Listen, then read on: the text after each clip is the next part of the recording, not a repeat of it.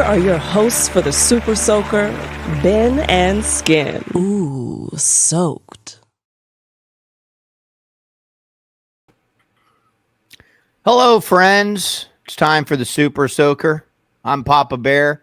He's the Black Knight.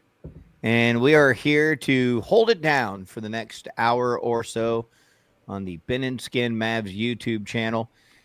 Before we get into the breaking Luka news, we have a couple of things we need to talk about. One, Ben, you're playing sick and it's changed your appearance. Oh, well, I've not had a good week on the health front. Just KT gave me that cold he had last week, and we're kind of shorthanded, so we've just been kind of trying to get by, keep the cattle taken care of. What's the deal on those sunglasses?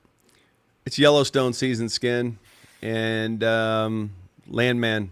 Yep, and Landman. It's Yellowstone season and Landman. Right before I came up here to do this, my wife goes, "Yeah, I don't know if it's the lights or whatever, but you look tan on the when you guys do that thing." I was like, "Oh, thanks." She goes, "Yeah, what's different? Because you posted one from the radio studio and you were really pale." I was like, "Oh, I didn't know." Well, thanks. I'm going to go up there and put my face on camera. Yeah. Appreciate the love and support. Yeah, that's good support. Yeah. I just saw this as our the post that went out everywhere in the world. You and I are very specific about we don't love typos, right? Uh-oh, did I have a typo? No, Jason did on the it said, "How serious is Luka's injury, and is there too much to the Cowboys talk?" What? He spelled Deion, D-E-O-N. Is there okay, there's an I in there. It's D-E-I-O-N. Well, that's okay. We're not experts. Aside from the misspelling of Dion, what does the sentence mean? What do you mean? Is there too much Dion to the Cowboys talk? Oh, Dion to the Cow. Yeah, that's one of those things where you should put it in quotes or hyphenate it. It's hyphenated. Oh, okay, good. Okay, well, Yeah. Good job, Jason. We do have Luka breaking news to get to, but before we do that, a programming note of sorts. Next week is Turkey Week, and so we can't tell you what it is yet, but we can tell you that on Tuesday, the Super Soaker is going to be a very special extravaganza. We'll probably start blasting it out on Sunday or Monday, letting everybody know what we're doing for the Soaker on Tuesday, but it's a special Soaker. We will not soak you on Thanksgiving. Instead, we will be drunk by 10 a.m. preparing for what I think is the rubber match. Cowboys, Giants, Thanksgiving. God, man, it's all builds up to this. It's a battle for the number one pick. I mean, let's see if the Cowboys beat the Commanders on Sunday. We'll get into this. I do want to talk about the Luka stuff. It's more breaking.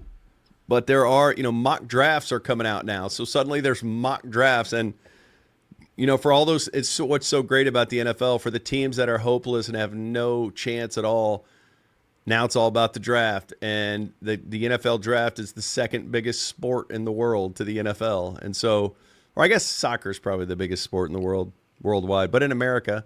Yeah, America is all that matters, Ben. We'll put a boot in your ass in America. And so the mock drafts are coming out now. So that is there's going to be about 12 teams that are trying as hard as – no, I bet there's 8 teams that are going to try as hard as they can to lose every single game and tank. Then there's probably, 6 teams in the mix or 8 teams that think they could go either way, and they may tank later in the season. But right now, the Cowboys are just one of 8 teams that absolutely have no shot and are going to try to lose every game. So I imagine since the Cowboys are bad at everything, they'll actually win some of these games. But I do look forward to talking to you about some of the mock stuff, not because we look at film and not because we can tell you every single detail about these players, but because there are some interesting storylines relative to the Cowboys. Okay, we'll get to that in a moment. Before we do all that, however, let's talk about Shams breaking news about, 30 minutes ago. Maybe it wasn't even that long ago. Luka Doncic, the MVP caliber player for the Dallas Mavericks, is going to miss the next week at least with a wrist injury. Now, if Jason would go ahead and flash up that picture I sent him, it's part of the story. That is Luka after the New Orleans game. You can look at his right wrist there. And when asked about it, he said something to the effect of, I saw this on Grant Afseth's Twitter feed. He said something to the effect of, it's nothing. It happened during the game. It's not a big deal. But then they did an MRI, and then they decided to shut him down for a week. And by shut him down for a week, they're reevaluating him. So that means it could be 2 weeks or 3 weeks. The way that they report injuries now is pretty different than it was a couple years ago. They're a little more evasive than they used to be. So this could be something that's more serious, or it could literally be, hey, man, he's going to miss, Denver, Miami, Atlanta, and maybe the Knicks game a week from tonight, the day before Thanksgiving, and be back after that. Or hell, maybe a week is a week, and they reevaluate him next Wednesday morning, and he's back for the Knicks game on national TV. I guess we'll see, but pretty interesting timing with, him missing the Oklahoma City game, them playing really well, then blowing out New Orleans and him playing really well. And now here we are, and wait and see what happens. Yeah, this is not good news. It's not the type of news that we want. I thought that against New Orleans, he looked different. Like I should say, he came out with early energy, and he had an impact defensively, and it was awesome. I loved seeing it, and so I was excited to see them build on that. And so this is unfortunate, but at the same time, you put so many miles on the Luka odometer every year. I honestly don't mind him having stretches where he's out and can be rested and let his body heal. I mean, shit, even if just that scab on his knee heals, that's great for him to be out for a little bit. So I don't mind him missing time. I hate it. But I would rather him this early in the season go ahead and sit out as opposed to try to play through some things that could nag him for a long time if he keeps playing through them. I see Michael and Daniel and a lot of people over there in the comment section, which we encourage you to comment in the comment section. That's why it's called the comment section. So you put comments in it saying he should have sat out the Pelicans game. I thought he should have sat out the Pelicans game too, but you have to understand on these things, whatever we think on the outside does not matter. There's so many different things that go on the inside of the room, discussions, plans, all of that stuff. My thought was that the Pelicans were in such a horrible situation that it made sense for Luka to sit out the Pelicans game, and then he would have had 5 complete days, like days where he did nothing but rest. You would have had what that would have been. That would have been Sunday, Monday, Tuesday, Wednesday, Thursday, 5. And then he goes on the road and plays against Denver. And that starts an important stretch because I think you would have beat the Pelicans no matter what, unless something injury happened. Well, whatever, you didn't expect him to get a wrist injury in the New Orleans game. So I'm not saying that they made a mistake there, but I just thought it made sense to support exactly what you were just saying about those stretches in which he needs to get rest. I'm looking at it going, God, what a unique situation. He's going to miss Sunday. Why not take the whole week off? But man, there's so many other things that go into that, conversations, things they're trying to implement, etc. So he played. They beat the Pelicans by 41, which was huge for their standings, because now they're far and away in the driver's seat to be a wild card team if they went out. We can talk about that if we want, but now the team is going to have to play, I think, a different style, or not a different style, lean in on the style of defense and pace, because that's going to be a really tough game Friday night at Denver. Yeah, and you don't want to play Denver. You don't want to play anybody without Luka. It sucks to be without the best player in the world. But the Mavericks are still finding their way in a lot of different areas. And, there's, as you pointed out, we do poor spacing for Mavs Studio 41 every Wednesday night at 6 p.m. This Mavs-centric show we do comes out.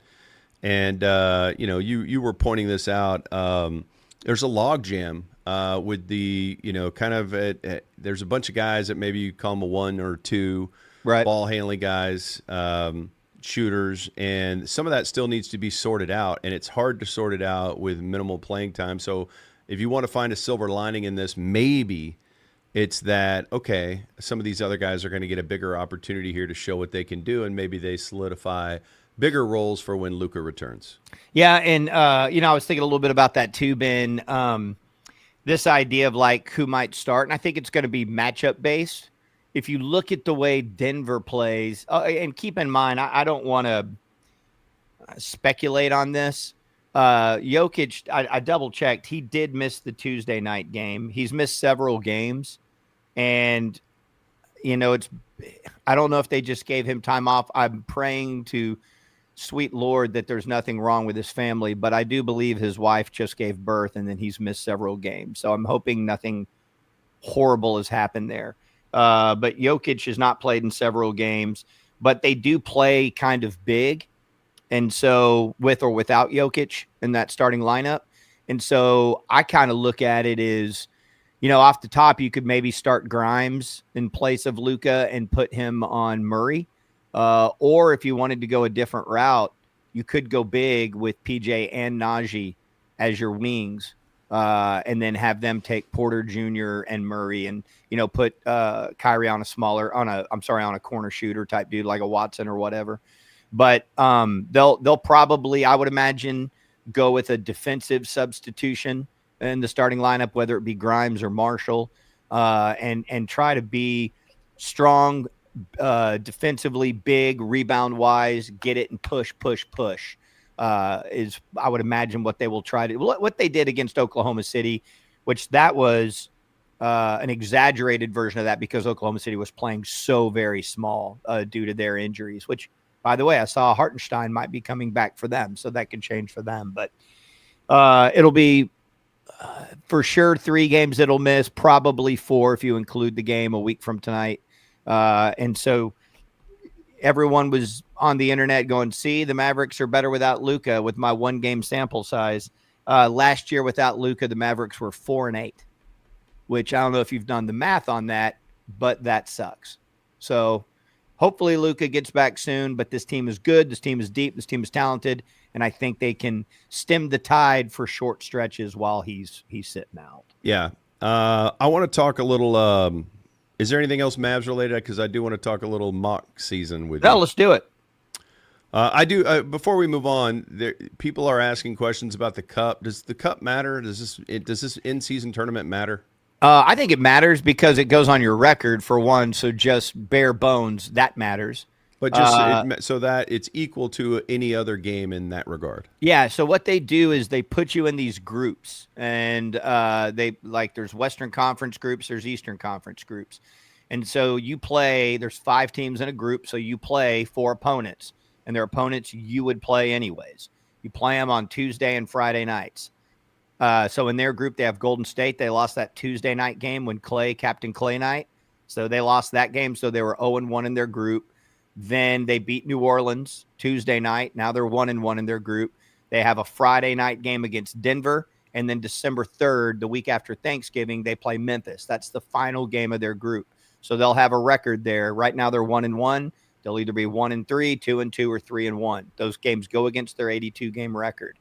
Then if they are in the next stage, they move to a tournament part. And if you end up winning the tournament, like you're the champ, or you get to the championship game, you actually end up playing 83 games. And I believe that final game does not go on your 82-game record. I would have to double check that. Lakers won the Cup last year. Players dug it last year because it had a lot of hype behind it. There was a lot of juice. I mean, we're talking about it's November and December in the NBA when all anybody is talking about is the NFL. And hey, in some cases, maybe they're already talking about the NFL mock draft. So having that be on national TV and having those players get actual cash for winning that thing. Now it's new.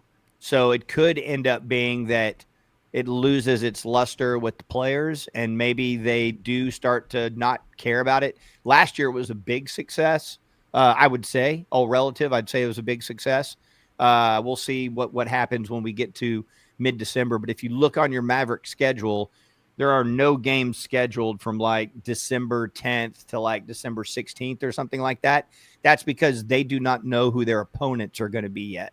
So if they do not make the next stage, there will be a home game and an away game scheduled in that window that will count towards their record, and they'll just be, regular season games. But the players seem to dig it. Well, hopefully it'll carry on, and I would love for the Mavericks to be involved in that thing because it just pumps juice and energy into the season. That was really the only good thing that happened for the Lakers last year was winning the cup. It hadn't grabbed me yet. It hadn't pulled me in yet, and I'm curious about our listeners or our viewers here. In the comments, just answer yes or no. Has this thing grabbed you? Are you into it? And I think it would be different if the Mavericks are in it and playing for something, and it is being talked about, and then maybe it would pull me in and grab me. I do like the unique courts. It does break up the season, having some crazy courts and stuff like that. And if it matters to the players, it'll matter to the fans, and so if it matters to those guys. So, yeah, leave it in the comments. Does the NBA Cup matter to you at this point? Yes or no? Yes or no? Say it! Leave a comment over there. So, yeah. Oh, here's a good comment. By the way, we live stream. The point of this live stream is to interact with you guys. And I saw somebody ask if Cole Hamels will be an ace in 3 years, and I know Skin doesn't have the balls to answer that, so he probably didn't have the balls to answer this. Wait, where'd that comment go? I think he's Cole Hamels is a middle reliever for the Padres right now, right? Hey, don't dodge it. That's just cover fire. Do you think the Mavs will bring back DJ Moose Binga? I think, see, the problem is he's not eligible to be a two-way player. Was he the one that got in the fight at that diner on 75? Or was that Tim Thomas? Or did Tim Thomas fight Moose Benga? It's so terrible. Like, Moose is not a part of his name, but because he played in Dallas where Moose Johnston played, he ended up becoming DJ Daryl Moose Benga. Isn't he the reason we almost got fired? No, I mean, I think he almost got cut. No, remember the promo guy? Yeah, he wore his uniform up into the old number 7 club to jump on our ticket postgame. He was just standing there. The worst environment to broadcast. Every time we did a postgame show, a drunk lady would fall on the table. It was loud. We couldn't hear. We were sitting down in a corner, and drunk people would try to talk to us while we were broadcasting. And a promo guy went and got Moose Benga out of the locker room without the PR staff knowing.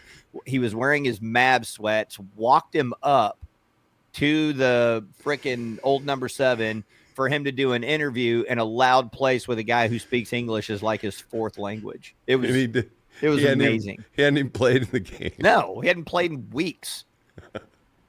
And it's like he was in full uniform. The hell, dude. The ambitious promo guy is a cool thing. Now I'd give anything just to have a real promo person that you still work with, but the ambitious, no one got into sports talk to be a promo guy. They just got in to kind of work their way in. And he was ambitious. He wanted to, hey, man, I can deliver a big-time Maverick for this postgame show, and he went for it. I'm actually working on a character called the ambitious promo guy. It's just a little guy. I'm workshopping him. I'll bring him thing later. What about Big Dong Jeremy when we're at the Fan? He's the first person, I think, to ever ask Luka a question, right? Did he ask him before you, or did you interview Luka before that? No, well, it was the press conference, the first press conference the day after the draft. It was, Luka's up there with Jalen Brunson and Bill Duffy and Donnie Nelson, and they have it all set up, and then they go out, they say their words, and then they go out to the crowd. And Jeremy was there to help set up because we were, streaming for the Fan. We were, simulcasting the press conference, and me, you, and KT are sitting there on the air, and we're listening, and they throw it out to the media. And the first question is, Big Dong Jeremy grabbed the mic. I don't even think he was a accredited member of the media, but he grabbed the mic and he fucking rocked it too. He did. He was sitting at a promo table with a bunch of like squishy hearts and stuff and promo items to give out. Yep. Keychains and stuff. And he just grabbed the mic and he was like, you're known as being one of the greatest players in the world. He started with a huge compliment, buttered him up. Probably one of the most hyped players to come to the NBA from Europe of all time. Oh, my God, it's so good. That was almost as good as when we were at the Fan. And in the morning, so guys didn't have to come in super early, they would replay the best of from the day before, just clips of the best stuff of shows. So if somebody was up super early, they could hear the previous day's best sports talk. And the hosts of those, there was like 3 rotating hosts of it, and they were all trying to find their way in the business, trying to get their foot in the door. Each one of them took the initiative to rename the segment something else. That shows you how important that time is to management. They didn't even know it was going on until we did a segment on it. Do you remember the names? I mean, one was called like Sports Breakfast or some shit, and one was the Daily Rewind, and one was the Best in. I mean, they all just made up names. One of them was Sweet John Harvick. Oh my God! Yes. KT remembers all that. Maybe we'll bring that up today on the show. Make sure to listen to the Ben and Skin Show, 3 to 6 every day on 97.1 KEGL, the Eagle. Okay, I do want to talk about it being mock season. We're not gonna, our style. We're not watching film, but I do want to talk about some of the bigger themes here. And I'm going to ask you a question. So because we are live streaming, that allows us to interact with you live. Mm-hmm. So we're looking at the comments here constantly. Like this one from Larry Polsky. When is it happening? That's a phenomenal question. That's fucking dope. It's incredible. I'm going to speculate early spring. What are you thinking on when it's happening? Which thing? Exactly. Yep. Okay. So I do have another question. So we're going to switch gears to Dallas Cowboys here. And because the Cowboy season is over and dead, and they are a zombie dead team walking. Let's see Sunday. The mock drafts are coming out already, okay? And I'll just ask you this. Put this in the comments. If the Cowboys could add one player, let's just say it's their first round pick, and he is guaranteed to be a certified badass. He's CD, he's Micah. They hit on it. At any position? That's the question. Okay. What is the position? And some of you might even say quarterback, which is a whole other discussion. But what is the position that if the Cowboys could add a first-round pick and he goes off and has a great career, what is the position at this point with the team that they have now that would help them the absolute most? For me, it's defensive tackle. If they added, and I'm not going to say Aaron Donald like that, but if you're telling me, hey, man, they got a certified stud for years to come, because they're injured on the edges, right? So their edges aren't as bad as it appears. Now, it's not great, but I think if you have Micah, DeMarcus Lawrence is still solid, but he's not great anymore. He's just solid. But also it really hurt them losing Williams. Like, he was going to matter this year. If they had a borderline all-pro defensive tackle, it would change everything on their defense as they get healthy. So to me, that's what I would probably go with. What about you? Oh, man, that's a good answer. I have so much fear of drafting a defensive tackle now because, you touch the hot stove, you get burned. And yeah, the first thing I saw when I looked at a mock draft was the one with ESPN had the Cowboys drafting a defensive tackle out of Michigan. Amazing, dude. They did that just to F your head up. And it shouldn't matter. But hey, for the longest time, dude, it was don't draft a guy from Duke in the NBA. That was the thing forever. And then Duke had a glory. Like, okay, don't draft Kyrie Irving. Sounds good. What about don't draft a tall white Euro? Right. But I get it. We have been when you sit there and go, man, I think the best player we've got out of Michigan in the last 20 years is Jordan Lewis. He's really good, but he's kind of like your third or fourth best corner on most teams. But that's not a high hit rate. You were burned by Mozzie Smith so bad. He's a first round pick that probably shouldn't even have been drafted. Like he grades out as one of the worst defensive tackles in the sport. Yeah, like in the entire league. He's been bad, and then that's on the heels of Taco. That doesn't feel very good. Yeah, Taco Schoonmaker.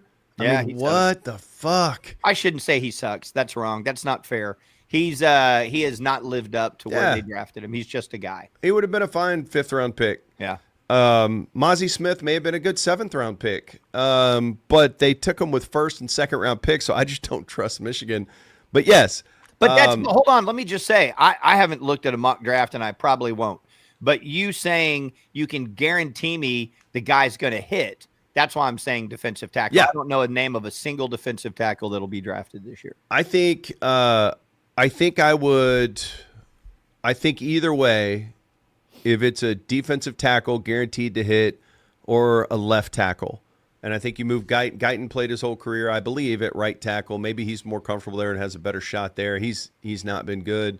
So if you draft either way, you have to rebuild your lines in a lot of ways. Oh yeah. And so honestly, what I want to see the Cowboys do is lose every single game, because no matter what, that either puts them in a range to draft Travis Hunter, which that's exciting. I would be down for that. I think wide receivers make more money than corners for the most part, and so I think he would be a wide receiver first, and then would be your fourth corner maybe, or fifth corner, or play and honestly, Ben, if they're healthy, I mean, I feel like they're pretty good at corner, although I now have no idea. Remember when Deron Bland played for the Cowboys? Yeah. And then set an NFL record for interceptions, for touchdowns, and then disappeared. Is he good? I have no idea. Will he ever play again? Oh, yeah. I mean, I'm seeing a lot of people. The mocks are all over the place. I saw, ESPN, watching ESPN, they were talking about how it's very possible that Shedeur goes number 1 and Travis goes number 2. That's insane to me. They would go 1-2 in the draft, although there is thought that Deion Sanders will influence where each of those guys go. So if each of those guys, which easily, depending on needs or how team evaluates those guys, either one of those players from Colorado could be the number 1 pick in the draft. But Deion could tell that team drafting 1, 2, 3, 4, whatever, they're not coming to your team. And so you might see you might see Deion behind the scenes place his son, like maybe he wants his son to be a Raider, mm-hmm. or maybe, it's Travis at one, but it's, so we should say there's precedent for that. The Mannings did it with Eli. Yeah. So we don't know how that's going to go. But the Cowboys, if they continue to lose, will be in the thick of it. And here's what I truly, truly want. I don't think one player is going to make that much of a difference. And because they've missed on Mozzie Smith, Luke Schoonmaker, they traded 4th-round picks for Trey Lance and Jonathan Mingo. They need more picks than anything, and they're gonna miss on some picks too. So I want to, if you go lose as many games as you can. I mean, dude, it's Travis Hunter. That would be super appealing to me. But if you get up as high where you can draft him, and somebody wants to trade up and they'll give you multiple picks to go get him or a quarterback, I'd do that and trade back and get more and more picks. And so I know that's kind of a cop-out from the question, but I just think they need so many different things, and so many of the things they need aren't sexy, like, okay, just a good starting defensive tackle. They probably need two defensive linemen, 2 offensive linemen. They might need a running back, 2 receivers, maybe a tight end, probably a linebacker. Okay, but there's so many needs. As you're saying that, and not just listing needs, if they put another elite receiver next to CeeDee Lamb, that changes the dynamic of this thing dramatically. Because keep in mind, it'll also be in conjunction with presumably getting a good offensive mind. That's the other thing about the Cowboy discussion. Like there's getting personnel that exist completely independent of whoever the coach is. Like you've got to get players, you got to get depth, you have to do that, right? And then there's this idea of, okay, if you have the right coach, you draft certain guys because they fit into a system, all that. I don't know that I believe in that. I fully believe more than anything, just get the talented players. Although they can be in the wrong scheme. I get all that. But we don't know who the coach is going to be next year.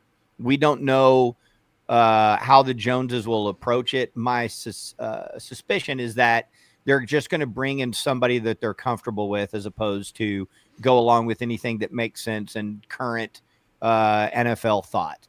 But if they did have the number 1 pick in the draft and could trade down, let's say, to the number 3 pick or whatever, because somebody wants a quarterback, and still draft Travis Hunter, putting Travis Hunter on the field with CeeDee Lamb, with Dak, with someone that has a clue of what happens in the modern NFL offensively would change the dynamic of this offense immensely. Okay, so wouldn't Ashton Genty, the number 1 running back in this draft from Boise State, he's from Frisco, wouldn't he do that too? Assuming you could improve your offensive line, because the play action is not working because no one respects the Cowboys run game. Right. And the last thing I ever want to do is use a first-round pick on a running back. You can get a good one in the 4th round where you've given up all these 4th-round picks for nothing. But I watch his highlights, and I can't even believe what I'm seeing. I'm like, that's a guy who at any minute can take the ball to the house, and that would change things. What? Okay, so I haven't looked at any mock drafts. I have no idea where he's projected, but my question about him is this. I have no problem taking a running back with a top 10 pick if that running back is Saquon Barkley or Bijan, or even I personally don't think Zeke was a bad pick. I get it. Like, it would have been better to get Jalen Ramsey and Henry later. But if you look at the first 4 years of Zeke's career, he was spectacular. And he was drafted to get Tony Romo to a Super Bowl. It's just Tony Romo's career ended. So I don't know that I believe that. Am I still freezing up on you? You're freezing up a little bit. Freeze up on you, dog? A little bit. You're good. Okay. You're good. But what I'm saying is the talent that Zeke had, he's a top 10 pick. He was incredible his first 4 years. So I'm saying all that to say, I don't know if in the minds of evaluators, the guy you're talking about is Saquon Barkley. If he's Saquon Barkley, I'll take him in the top 10. Okay. I've seen him in mocks. Again, it's just early in mock season, but I've seen him go top 10, and I saw another one where he went like 28th. I'm like, ooh, interesting. So, but again, it doesn't have to be him. It just needs to be a good running back. Yeah. They need to address the position. They came into the season without even addressing the position. And so I do want to ask about this because so many people are talking about it, and it's as if the salary cap doesn't matter. You know, Dak is just going into next year, the first year of a 4-year guaranteed contract where he's getting $60 million per year. I think it was an $80 million signing bonus. We were talking about the other day, and I'm not a capologist, but I think KT was saying, just for the sake of this conversation, if you were to trade Dak, if Dak waived his no trade clause like Russell Wilson did, he waived his no trade clause. You can trade me, or I'll pick the team that I go to. And the Cowboys did trade him after signing a massive contract, which that kind of happened to Aaron Rodgers, I think, a couple of years after he signed his, maybe 1 year after I can't remember. But let's just say you get through all those hurdles. I think what we were figuring out the other day is you would eat like $35 million a year for the next 4 years of dead money. Wait, I thought it was spread out over 2 years. You're saying 4? That's what KT was saying. So KT doesn't know shit. Yeah. So tell your friend KT he don't know shit. Okay, so whatever it is, let's say that it's $50 million over 2 years. I don't know. It's a huge amount of money you would have to eat. And if anybody has a link to whatever the actual, I don't know if any capologists have dove into this yet, have dived into this, have divin into this. I think it's divin. Jumped in. Is it divin? No, it's not divin. It can't be divin. It's not divin. It's not.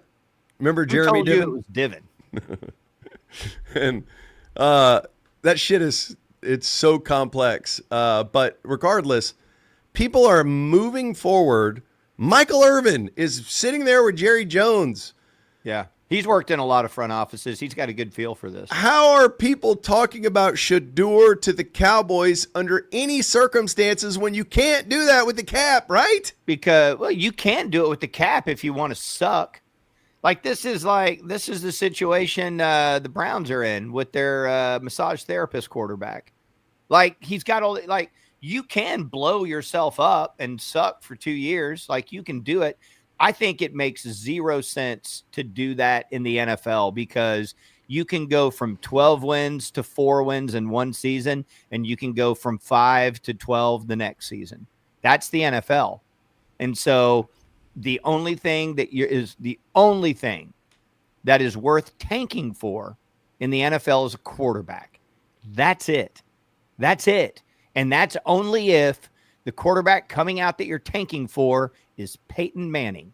Because while we do all this, I would encourage everyone to go look at all the quarterbacks drafted in the top 10 in the last 10 years and put them in a column. Were they worth the pick or not? And then you go, oh, shit, all this thing we do, there's very few sure things. And there's a lot of guys that are badass out the gate, and then suddenly 3 years later, you don't want them anymore. That's the nature of that position. There's very few guys that are no-brainers worth tanking for. Peyton Manning, he was one of them. Made sense. He lived up to the hype. He was the quarterback god. There's some teams did that for Eli, and there's still a debate as to whether or not Eli was a good quarterback, despite the fact he won 2 Super Bowls. So my whole point is that football's different than the NBA, where like LeBron's coming out there. The only guy who can change a franchise is a quarterback. And there's so few guys that are sure things. Just go look at the draft the last 10 years ago. Oh yeah. Look at all these guys. Trey Lance, look at we sit here and we glorify the Niners front office all the time. Go look at everything they gave up to trade up to get Trey Lance, who can't even get on the field for the fucking Cowboys. Yeah. That's why for me, it's not tanking for one position or one player. It's tanking for more assets. Tank, because people will trade up to draft quarterbacks. People will trade up to get a player like Hunter. Right. Get up there. You have squandered so many draft picks of late. Again, those 4th-round picks are tough. In the Mingo one, maybe it works out, but that's going to be one of the first 10 picks of the 4th round. Basically a 3rd-round pick. And you gave that up for Mingo for 2 seasons of control of him. He better be really good. And let me say this. Do you know why he was available where he was? Because he didn't have a quarterback to throw to him. So I don't want to judge anything on Cooper Rush throwing to him. Sure. But it's still funny. Yeah. All right. Anyways, I'm sure this will be something we continue to talk about. We were joking about this, and thank you to everyone who's making the Super Soaker every Tuesday, Thursday morning at 10 a.m. We appreciate y'all making this a part of your daily routine. We greatly appreciate it. But we were talking about it with Johnny, who makes our thumbnails, and Jason, who produces this. We're kind of been in this rut because the Cowboys have been in this rut. The Cowboys storylines are not changing. Even in week 1, it was like, is this thing a dumpster fire? It's like firing McCarthy. Who's going to be the next head coach? How do they rebuild? I mean, it's a total and complete shit show. So we're stuck in this rut a little bit, and hopefully we get out of it soon. I do want to say this before we go to Steve for the news, because we are going to need the news. Who's Steve? We have a newsletter that we send out. We call it the Complete Fun Package, and our guy Paul will pop it over here in the comments. The Complete Fun Package is just a newsletter where we keep you up to date on what we got going on. We got a newsletter coming out today. We'll let you know everything about the Gravy Gonna Set It Off. We'll let you know. The one we sent out last week explained what our new logo is. I thought that was good inside scoop. And we're promoting that we're going to be at the Pluckers in Fort Worth tomorrow to do the Ben and Skin Show 3 to 6 on 97.1 The Eagle. What's the address on that one? I don't have it off the top of my head, but it's near Benbrook at 820. It's off Southwest Loop 820. I think it's the 5600 block. Okay, awesome. And if you sign up for the Complete Fun Package there, you see the Ben and Skin post it. Takes like 30 seconds to sign up. We'll send you newsletters. You'll be entered to win prizes. And when we promote, like we've got some new Ben and Skin YouTube merch. And if you come out and see us, and you can prove that you're subscribed to our YouTube channel and that you have entered the Complete Fun Package so you can get our newsletter, we'll give you a free T-shirt and a sticker. And right now it's time for this. It's weird and wild. Let's see what's coming down the wire in the News Bender with pedestrian news fella, strip mall Steve Shackelford.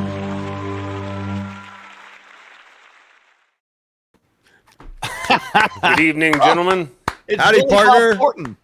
Yes, howdy. Ahoy. Yellowstone season. Damn right it is. I got an Amazon box yesterday that had Yellowstone on it. I was like, what the hell is this? Did my wife order Yellowstone DVDs? But no, it's just Amazon. That's a Billy Bob move to put a hat on top of a headphone. Yeah. Damn right. Yeah, Hat on a phone. Yeah. Man, have you guys been seeing any of the interviews he's been doing? No, I actually have a filter on my phone. Anything that I stream, I have a filter that blocks Costner out unless it's a Field of Dreams. No, Billy Bob. Oh no, I missed that. I love Billy Bob though. Dude, I love him too, but some of those, I end up watching that feeling he's more like the dude in Sling Blade than I ever imagined. He's definitely a guy that has no time for stuff he's not interested in. He's talking about he loves wearing women's pants and dude. Let's get him back on the show, man. I saw him doing an interview with John Hamm and everybody from the cast of Landman, and it was just his weirdness just took over in a fun way, and everybody else was just like, "Damn, that's crazy." Was it kind of Jeff Goldblumian? Yeah, but no, that's more clever. This is more, hey, a paint can fell on my head. Oh, that's good, dude. All right, as soon as we're done with this, I'm going to go down a Billy Bob Thornton rabbit hole. All right, do the news, Steve. What the fuck, man? I love the news. Well, good news for you guys. The McRib is coming back on December 3rd, this time with a twist. Apparently, they're going to sell you a half-gallon jug of the sauce for $19.99 if you want it so you can make a McRib at home. Ben? It's not even a good sauce. And, it's like it's not even a real sandwich. Yeah, it's not good. The idea of what it is, there was a time in my life at my fattest where I convinced myself that I liked it. But it's really like fake rib meat. It's like a giant chicken McNugget covered in barbecue sauce to make you think that it's a rib. But and why would you make it at home? Rib meat is not convenient for sandwiches. It kind of makes me want to throw up thinking about it. I want to know this. Hold on. Isn't that what pulled pork is? Is that rib meat or no? It could be. I mean, it's just pig meat, right? I think a lot of times they use the butt. Okay. I'm curious. Put it in the comments. Do you like the McRib? Be honest. Yes or no? There's almost 1,200 people watching this right now. How many yeses do you think we'll see? Okay. Well, I'd like to add another question to that. Raise your hand if you eat at McDonald's more than 3 times a year. I'm curious about that. I feel like, because guys, they got that new quarter pounder. You said that, and then a lot of people got sick. I feel like you take 1 or 2 bites of anything you get from McDonald's, and you immediately need Pepsid and just kind of want to lay down. I just don't. Maybe it's just my old deteriorating body. The second I put McDonald's in it, I just feel like I'm dying. It's just garbage. Did y'all see the Keith Lee video, the influencer who was in Seattle eating sushi? No. I almost put it on the list. Yes, go ahead. He held it up to he was like this, look at this piece of sushi I'm about to eat, and then he eats it. And if you go back and you look at the sushi in slow motion, you could see it moving. Oh! There was a parasite in it, and a couple people got hospitalized from that restaurant. And was he one of them? No, he was okay somehow. He had iron stomach, but it's that restaurant I think is shut down. Wow, so he had UFC stomach. Yeah. Let's get him on the show. He's got to be somewhere. He's always in Dallas, I feel like. All right, moving on. An alleged potato cartel has apparently been accused of conspiring to raise the price of frozen fries, tater tots across all of America. Yep, 2 proposed class action lawsuits named McCain, Cavendish, Lamb Weston, and J.R. Simplot of having privately swapped intel to inflate the price of frozen potatoes. Dude, whatever that show is, I would watch that. Potato Cartel. That is amazing. I would watch Potato Cartel.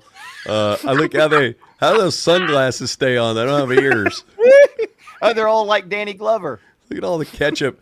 The ketchup it's a 2-way train ketchup. It's got the dispenser on the top and the bottom.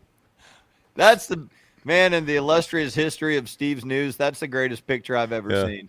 Look at all the cheese just in the middle of the table, and they're just having a serious conversation about it. Okay, and by the way, here is something these potatoes are of a different era. They clearly look like they're from 70 years ago. but people, business people, cartel people, whatever you want from 70 years ago, in their boardroom, they always had pictures of old skylines. Yes. You know what I'm saying? Yes. The AI it knows all, man. Yep. Oh, Potato Cartel is a great band name too. God, it's awesome. Pretty Thank solid. you, Steve. You've done really good so far. Excellent. All right. Apparently, a banana taped to a wall sold for $6.2 million by Sotheby's in New York. Yeah, I guess it was a provocative work of conceptual art by an Italian artist. And yeah, just yesterday, bought for $6.2 million. That is not how an art purchase works. I don't You know. do not walk up with a briefcase with no lid full of cash and hand it to the painting. That's not how that transaction goes down. Yeah, and it's weird that the AI always puts people in sweatsuits. And it's like these banana dudes, and two of them have like dong hang. They have a hang down. Yeah. Mm-hmm. That one guy's shy in the middle. He's like, I'm gonna put my banana bottom back in my pants.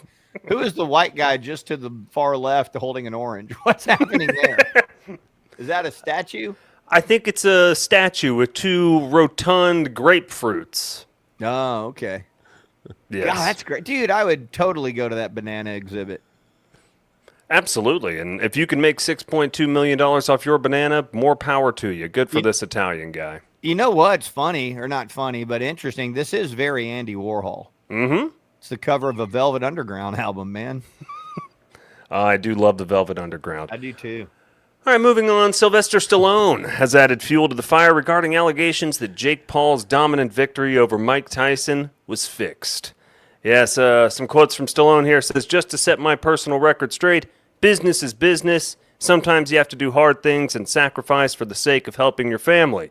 I've known Tyson since he was 19 years old, and what we saw was him giving one of the great Oscar-winning performances of all time.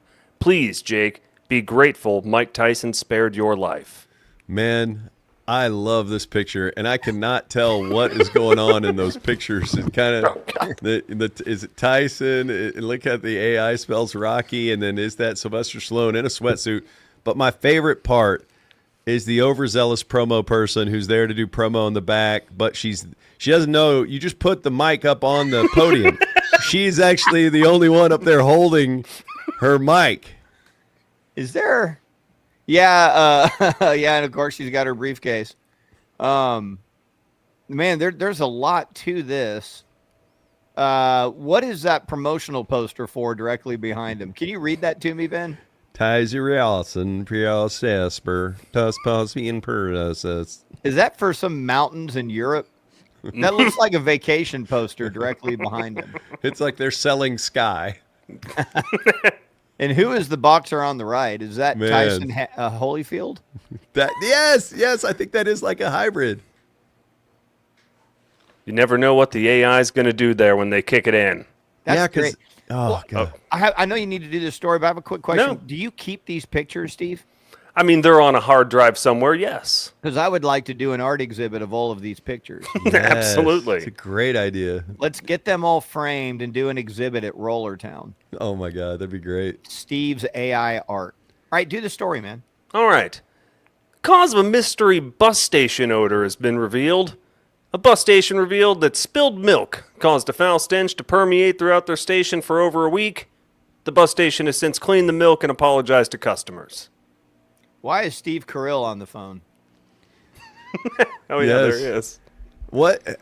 Usually the line is not that tight, and there's a bathroom phone, and there's multiple phones that coming out of that. Was one guy high-fiving himself? And everyone has real eyes except the lady. She has like cartoon eyes. Yeah, this is You know what? this is the stupidest picture yet. So the Eugene Levy guy has a phone to his ear, but it's not to his ear, and he's high-fiving himself. And then there's one guy, I think it's that Josh Hawley guy from Missouri or whatever, that congressman, and it's just Okay. his giant head floating over Steve Carell. Yeah, there's no body attached to Senator Hawley there. Oh my God, that's terrible. All right, thanks, Steve. Bye, dude. Okay. Nope, you don't have any more. Make him go away. Okay, so great job by Steve once again. And we should remind you when he's not hunting down news, he's also making killer songs. I was in the car the other day heading to the game, and I heard you talking about Strip Mall Steve's musical catalog, and it is just fantastic. He's so talented, and yeah, a lot of people don't realize that. Like that song that plays right here before the Super Soaker is like it's so good. He may be one of the greatest song makers in the history of Earth. Yeah, it's amazing. It's they're going to do a documentary about him when he dies in the next like 9 months. Okay, here's how we're going to end the show. We need to let everybody know about Saturday because it's going to be really, really special. Tell everybody what the Gravy Gonna Set It Off is, Ben. Okay, so my daughter is going to turn 14 this year. And so 13 years ago, around this time, I told my wife, we had 2 kids already. I think they may have both been in, let's see, so one would have been 6 and the other would have been 4 at that time. So they were, I think that's right. Or was it 5 and 3? But they were little. And, you know, people who know me know that I don't really contribute much to anything, much less around my house. So my wife's a badass cat. She's a handyman. She's got a toolbox. I don't. And so, you know, she's awesome. And I am a career fuck up. And it's really shocking that I ever even, you know, graduated college or got a job or had employment. But at some point along the way, I did find my niche, and it was in advertising sales. And so I started selling advertising and started doing well and loved it. And it was like completing a Hail Mary. And so around this time, I think 13 years ago, it would have been, I just counted backwards, Ben, because I have to do that at this age. It would have been Thanksgiving of 2010. Okay, Thanksgiving of 2010. I go to my wife and I was like, you know, my dad passed away in 2005, and, you know, the family had been reeling a little bit and we were spread out. One brother was living in Arkansas. And so I volunteered to, you know, we'd go to Arkansas. He picked the ball up for the family, and he'd host Thanksgiving at his house in Arkansas. That's a long haul to go to Arkansas. So I was like, why don't we just host it at our house? So I volunteered to host Thanksgiving for my entire extended family at my house, at our house, without checking with my wife first. Who was 8 months pregnant. And everything that happened from that moment on, I thought, you know, the day we came in to tell that story, we would have been at ESPN at that time. Yeah. Maybe we're sitting there talking, hey, what do you guys want to talk about? I may have said, you know, hey, I've got a funny story from Thanksgiving. I could tell that or whatever. And so we did it on the air. And then I don't know how it came back the next year and the next year and the next year. And now there's been an annual retelling of it every single year. Yeah. And so this year's annual retelling of The Gravy Gonna Set It Off, which I'm grateful that so many people like the story. It's a painful story for me because it just kicks me in the nuts repeatedly, but it's fun. We're going to tell it live and in person at Rollertown Beer Works in Salina, our brewery, this Saturday night. The story's going to start at 7:30.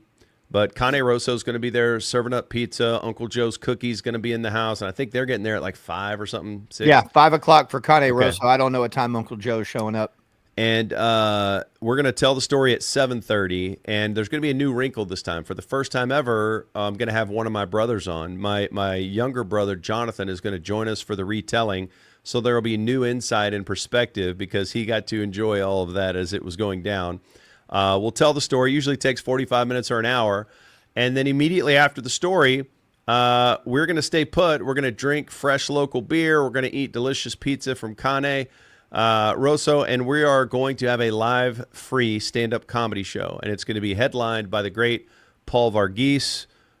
Seth Coles is going to perform. And Rocky Deer is going to perform. So 3 stand-up comedians are going to perform.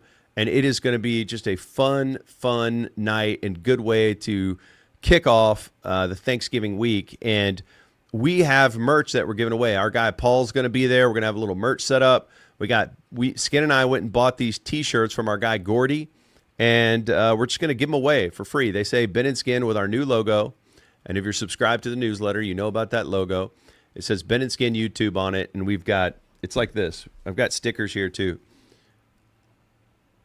So we'll have stickers that we'll be giving out, and we'll be giving out these shirts. And all you got to do is prove to Paul that you've subscribed to our newsletter, which is called The Complete Fun Package, and it's over there in the comments. You can find the link. And that you've subscribed to our YouTube channel, Ben and Skin on YouTube. And if you've done those two things, we're going to give you a shirt. We're going to give you as many stickers as you want, and we'll have those at Rollertown on Saturday.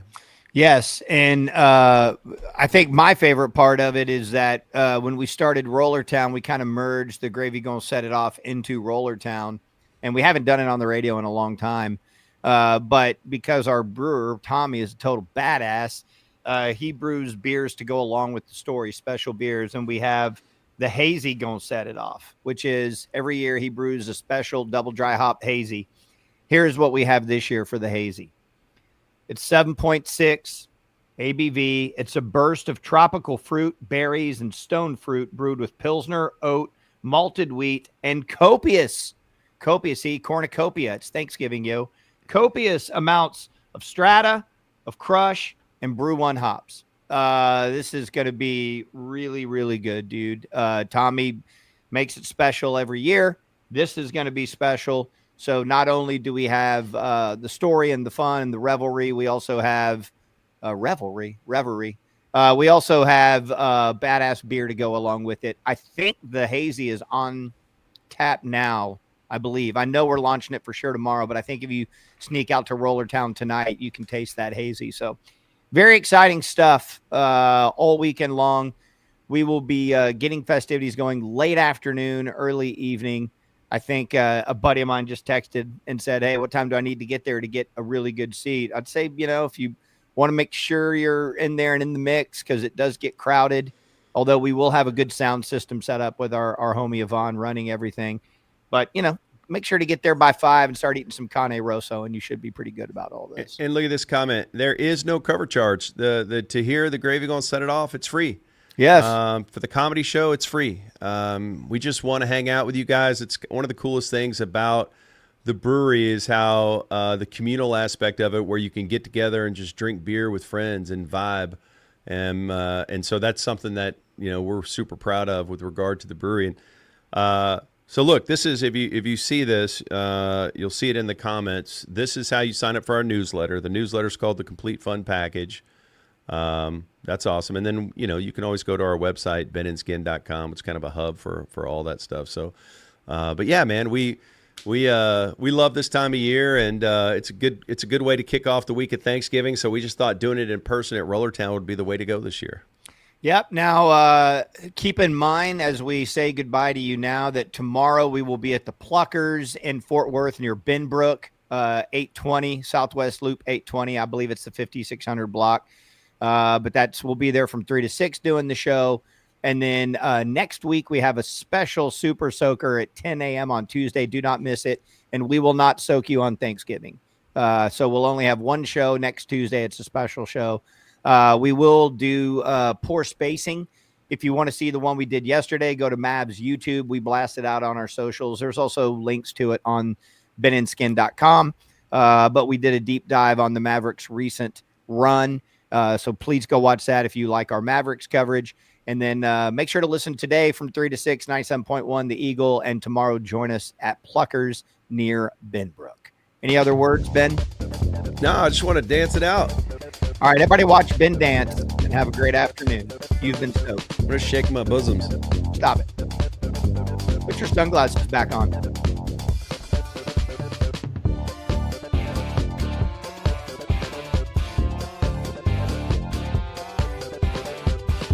Do that thing where you turn your fingers upside down and start tonguing it right there. What do you do?